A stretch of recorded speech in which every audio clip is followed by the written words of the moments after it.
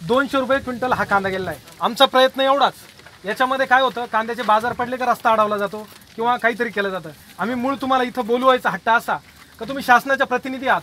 नैताळ्याच्या शेतकऱ्यानं गांधीगिरीने आंदोलन केलं, जेवढे पैसे मिळाले त्याने पंतप्रधानांना मनी ऑर्डरने पाठवले। तिथून काय चौकशी झाली, उलटपक्षी त्या शेतकऱ्याची अशी चौकशी झाली का तो कुठल्या पक्षाचा आहे का, कुठल्या पार्टीचा आहे का, कोणी त्याला एजंट बनवलेलं आहे का, कोणी त्या शासनाची किंवा सत्ताधाऱ्यांची नामुष्की करण्यासाठी हा प्रसंग केलेला आहे का, या सगळ्या चौकशीत तो पास झाला। मुळात तो कोणताही शेतकरी कोणत्या ना कोणत्या पक्षाला मतदान देतो म्हणून ते राज्य करतात, तीही गोष्ट वेगळी। परंतु नंतर कृषी उत्पन्न बाजार समितीमध्ये अशा पद्धतीने चौकशी केली गेली का तो कांदा जरी एवढा 150 रुपये क्विंटल 100 रुपये क्विंटल गेला होता, तो कांदाच मुळात 100 रुपये क्विंटलचा होता असं दाखवलं गेलं। आणि बस आमचं तेवढंच म्हणणं आहे, अजून तुम्ही फुकट घ्या हा कांदा।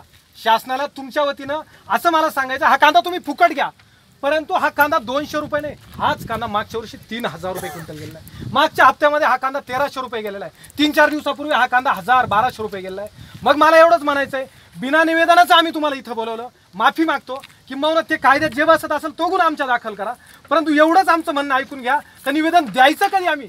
काल परवा जर तुमच्या मार्केट चालू असताना 1300 रुपये कांदा जात होता, सकाळी सूर्य उगवल्यावरती ऑफिस चालू नाही होत त्यावेळेस मार्केट चालू होतं, आणि त्यावेळेस हा कांदा जर 100 रुपये 150 रुपये क्विंटलने जात असेल, मातीचा सुद्धा भाव जास्त आहे। लहान पोराला पाठीवरच्या पेनीचा बॉक्स घ्यायला गेलं तर त्याचे बाजार जास्त आहे।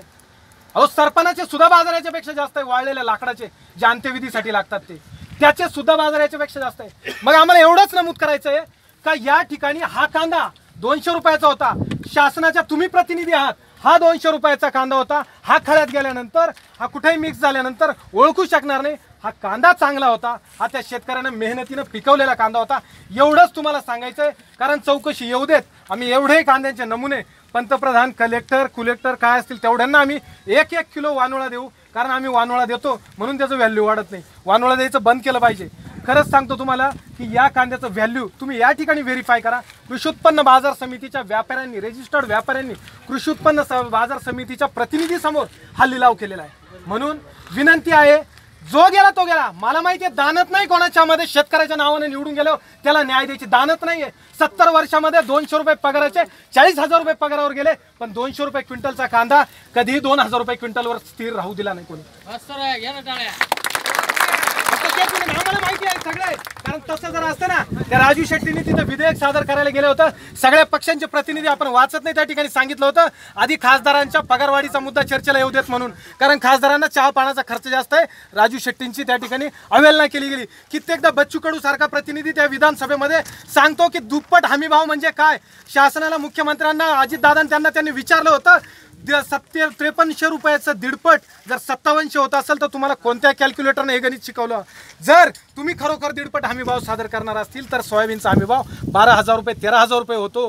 हा 5700 आणि तो 12,000 यांच्या मधला गॅप तुमचा बाप भरून देईल का असं ठसठसून विचारलं होतं, परंतु तुमचे प्रतिनिधी एकच आहे रे, एकच। दिल्लीत सुद्धा एकटाच जीव काढतोय, इकडे एकटाच जीव काढतोय, मात्र तुमच्यावर राज्य सगळे करतायत। 288 तुमचे विधानसभा सदस्य आहे, त्याच्यात किमान 150 आपले निवडून गेलेले आहेत। मी त्यांच्यावर टीका करत नाहीये, परंतु गेलेले तुम्ही कोणत्याही पार्टीत बसा, पक्षात बसा, परंतु असा मुद्दा चर्चेला आल्यावर तिथं तुम्ही बोलत तर जा। त्या नैताळ्याच्या साठे नावाच्या शेतकऱ्याने इतकं सुंदर आंदोलन केल्यानंतर काय शिक्कामोर्तब केलं, कांदा खराब होता, बस तीच चीड मनात आहे म्हणून या ठिकाणी हा प्रकार चाललाय। नाही आम्हाला मार्केट बंद करायचं, नाही प्रोसेस बंद करायची, कारण बंद करायला आम्ही गेलो तर आमचीच बांधव त्या पुढाऱ्यांकरवी नाही, त्या पोरांनी बंद केलं म्हणून बाजार पडले असंही म्हणतील, आमच्याच घरचे हाय म्हणतील का हा त्याच्यामुळे पडले, पडत त्याच्यामुळं नाही, बाजार पडतात त्याच्यामागे फार मोठी टेक्नॉलॉजी आहे, कारण तुमचं कोणीही त्या टेक्नॉलॉजीमध्ये नाही आहे। म्हणून विनंती आहे मॅडम की हा कांदा 200 रुपयाचा आहे असं व्हेरीफाय करून आमचं हे निवेदन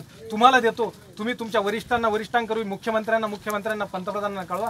तुमच्याच्याने नाही झालं तरी आम्ही याचे 5-5 नमुने सगळ्या प्रतिनिधींना कुरिअर करू, भले घेऊन जाऊ, पण त्यांना दाखवू हा 200 रुपयाचा कांदा आहे, तुम्हाला परवडतं का, कारण त्यांना पुन्हा आमच्या पुढे यायचं आहे। त्यावेळेस मात्र नाही कोणी विचारत, हा तालुक्यातला प्रतिनिधी म्हणून मी त्यांना विचारेन 200 रुपये किलोच्या कांद्याचं, 200 रुपये क्विंटलच्या कांद्याचं काय झालं, म्हणजे 2 रुपयाने घेतलेल्या कांद्याचा काय निर्णय तुम्ही केला।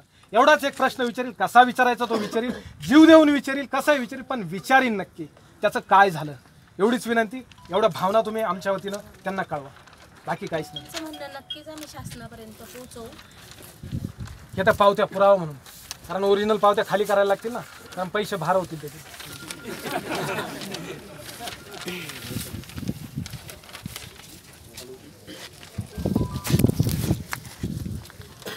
आणि एका वाक्याचा निषेध केला पाहिजे का नाही?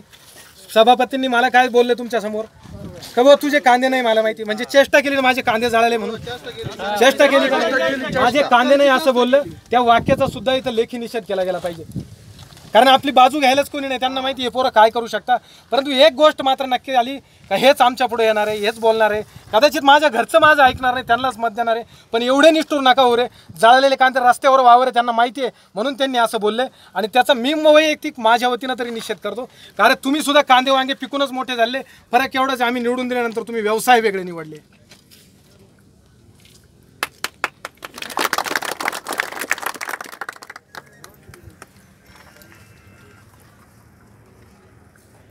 आणि जर याच्यात सुधारणा नाही झाली मॅडम, मी ज्या माणसाला फॉलो करतो तो खरंच राजा आहे. 750 किलोमीटरवरून राहतो इथं.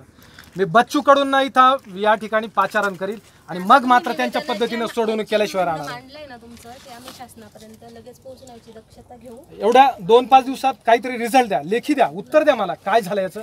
नाहीतर मी बच्चू कडून ना इथं पाचारण करून याचा सोक्ष मोक्ष लावल्याखेरीज राहणार नाही. आम्हाला माहिती आहे आमचा कांदा जास्त झाला, वावरात एकही कांदा नाही, पण जास्त कसा झाला तेच कळत नाही. सगळे उत्तर देत आहे जास्त कसा झाला तेच, वावरात तर एकही कांदा नाही, जास्त कसा झाला तेही कळत नाहीये. मागच्या वर्षी खूप कांदे होते, मयांचे कमी कुठं झाले तेही कळले नाही. परंतु ते विचारण्यासाठी फिल्टराइज पर्सन, पारदर्शक व्यक्तिमत्वाची गरज आहे. आणि मी बच्चू कडून नाही तर आणीन म्हणजे आणीन आणि याचा सोक्ष मोक्ष लावीन. मग भले तुमच्या कार्यालयात मुक्कामी राहील, चूल घेऊन येईल, तिडच भाकर करील, तिडच खाईल, पण तिडच मुक्कामी राहील. आणि त्याच्याशिवाय तुम्हाला मध्ये काम करू देणार नाही.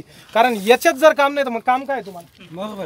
1,80,000 लोकांचे प्रतिनिधी म्हणून तुम्ही इथं काम करताय. कदाचित 2 लाख असतील, 2.5 लाख असेल लोकसंख्या. आमचे काम आहे म्हणून तुमचे नियुक्त आहेत, पण आमचं मेन काम होत नाहीये, मग काम काय आपल्याला सगळ्यांना? म्हणजे तुम्हाला प्रातिनिधिक नाही म्हणत याच्यात तुमचं म्हणणं तुम्ही मांडलेलं आहे, आम्ही नक्की लवकरात लवकर शासनापर्यंत पोहोचवू. त्याचे रिझल्ट तुम्हाला दिसतील. धन्यवाद. आम्ही मीडियम म्हणून एक शासनाकडे घेतो. आणि व्यापारी बांधवांची आणि सगळ्या सिस्टमची मी या ठिकाणी आभार मानेन की निदान ऐकून घ्या, पुरतं तरी चालू दिलं. तुम्ही जर काही तोडकं मोडकं केलं असतं, व्यापाऱ्यांनी हट्ट केला असतं, कदाचित चालू झालं असतं. परंतु त्यांचे आभार मानले पाहिजे.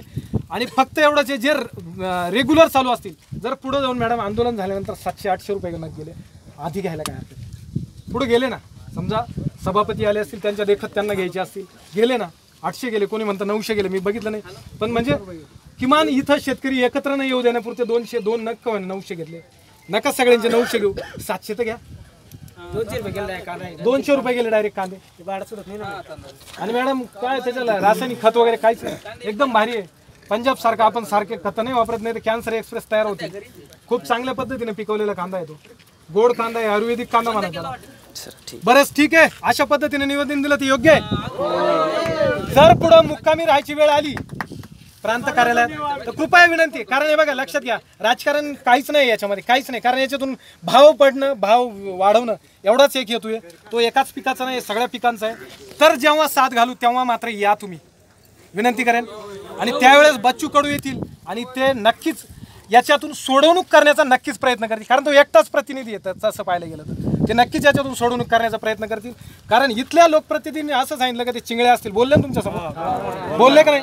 तेव्हा कदाचित ते 51 रुपये, त्यांना माहित नव्हतं आम्ही तुम्हाला त्याच नागापुढे उभे केले जो 200 रुपये गेलेला आहे. तेव्हा ते कदाचित चिंगळे असतील. चिंगळे मॅडम, हा कांदा 2.5 चक्रातला कांदा असेल, एवढा काढून आणला, अवरेज नाही कांद्याला यावर. आणि फक्त 5,000 रुपये घेऊन जाणार एवढ्याचे. आणि किमान याच्यामध्ये लागवडीमध्ये 8,000 रुपये एकरी लागवड आहे. एकरी लागवड कदाचित त्यानं घरीच लावलेलं असेल, कारण त्याची पर्सनॅलिटी पाहून वाटत नाही त्याला बिचारा सुख असेल. सुख कशाला असतं? ज्याचे गाल तब्येत तरवीज असते त्याला चिडचिड चिडचिड चिडचिड करून आयुष्य जाणार. त्याच काय माझ्याकडे बा, या सगळ्यांकडे बा, सगळ्यांची चेहरे तशीच झालेली आहे. फक्त तीच समजून घ्या, तेवढी कळवा.